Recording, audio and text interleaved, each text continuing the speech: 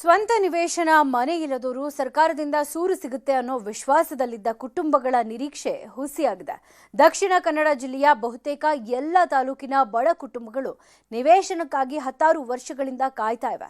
ನಿವೇಶನ ಸಿದ್ಧವಾಗಿದ್ರೂ ಸಂತ್ರಸ್ತರಿಗೆ ಹಸ್ತಾಂತರ ಮಾಡೋಕೆ ಮಾತ್ರ ಮೀನಾಮೇಷ ಎಣಿಸಲಾಗ್ತಾ ಇದೆ.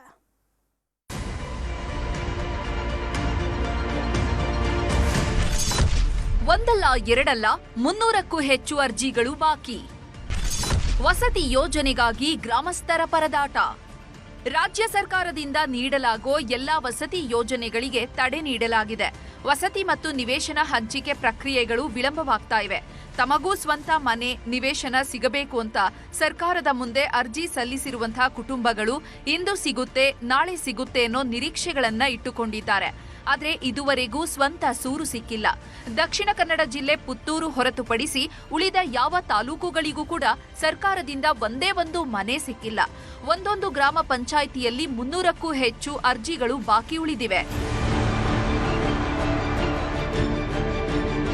ಕಡಬ ತಾಲೂಕಿನ ಐತೂರು ಗ್ರಾಮ ಪಂಚಾಯಿತಿ ಒಂದರಲ್ಲೇ 360ಕ್ಕೂ ಹೆಚ್ಚು ಅರ್ಜಿಗಳು ಧೂಳು ಹಿಡಿದಿವೆ.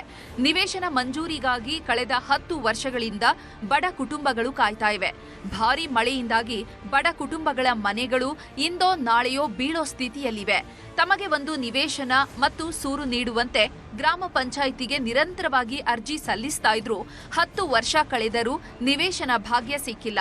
ತಮಗೆ ತೋಚಿದವರಿಗೆ ನಿವೇಶನ ನೀಡುವ ವ್ಯವಸ್ಥೆಯನ್ನು ಮಾಡಿಕೊಳ್ಳಲಾಗಿದೆ ಅನ್ನುವಂಥ ಆರೋಪಗಳು ಕೇಳಿ ಬರ್ತಿವೆ. ನಾವು ಪಂಚಾಯತ್ನಲ್ಲಿ ಕೊಟ್ಟು 10 ವರ್ಷ ಆಯಿತು. 5 ಸೆನ್ಸ್ ಜಾಗೆಗೆ 3 ಸೆನ್ಸ್ ಆದರೂ ಕೊಡಿ ಅಂತ ಹೇಳಿ, ಮನೆ ಆದ್ರೆ ಒಂದು ಕಡೆ ಮಾಡ್ತೇವೆ ಅಂತ ಹೇಳಿದ್ರೆ ಅದು ಕೊಡಲಿಲ್ಲ. ಅವರಿಗೆ ಬೇಕಾದವರಿಗೆ ಅವರು ಕೊಡ್ತಾ ಇದ್ದಾರೆ. ನಮಗೆ ಅಂತ ಹೇಳಿ ಬಿಟ್ಟ ಜಾಗ ಎಲ್ಲ ಅಲ್ಲಿ ಉಂಟು. ಅದನ್ನು ಬೇರೆ ಮಾಡ್ತಾ ಇದ್ದಾರೆ. ರಬ್ಬರು ಇಟ್ಟಿದ್ದಾರೆ, ಅದರಲ್ಲಿ ರಬ್ಬರ್ ಕೃಷಿ ಮಾಡಿದ್ದಾರೆ. ನಮಗೆ ಎಲ್ಲಿ ಜಾಗ ಇಲ್ಲ, ನಾವು ಏನು ಮಾಡುವುದು? ಐತೂರು ಗ್ರಾಮ ಪಂಚಾಯಿತಿ ವ್ಯಾಪ್ತಿ ಸುಳ್ಯ ಅನ್ನುವಂತಹ ಪ್ರದೇಶದಲ್ಲಿ ಬಡವರಿಗೆ ನಿವೇಶನ ನೀಡಲೆಂದೇ 7.50 ಎಕರೆ ಭೂಮಿ ಕಾಯ್ದಿರಿಸಲಾಗಿದೆ. ಹೀಗೆ ಕಾಯ್ದಿರಿಸಿದ ಜಮೀನಿನಲ್ಲಿ ನಿವೇಶನಕ್ಕಾಗಿ ಮಾರ್ಕಿಂಗ್ ಕೂಡ ಮಾಡಲಾಗಿದೆ. ಈಗಾಗಲೇ 14 ಕುಟುಂಬಗಳಿಗೆ ಹಕ್ಕುಪತ್ರ ವಿತರಿಸುವ ಪ್ರಕ್ರಿಯೆಯೂ ಆರಂಭಗೊಂಡಿದೆ. ಅರ್ಜಿಯಲ್ಲಿ ಕೆಲವು ಲೋಪಗಳಿರೋ ಕಾರಣಕ್ಕೆ ಹಂಚಿಕೆ ಪ್ರಕ್ರಿಯೆಯಲ್ಲಿ ಕೊಂಚ ವಿಳಂಬವಾಗಿದೆ.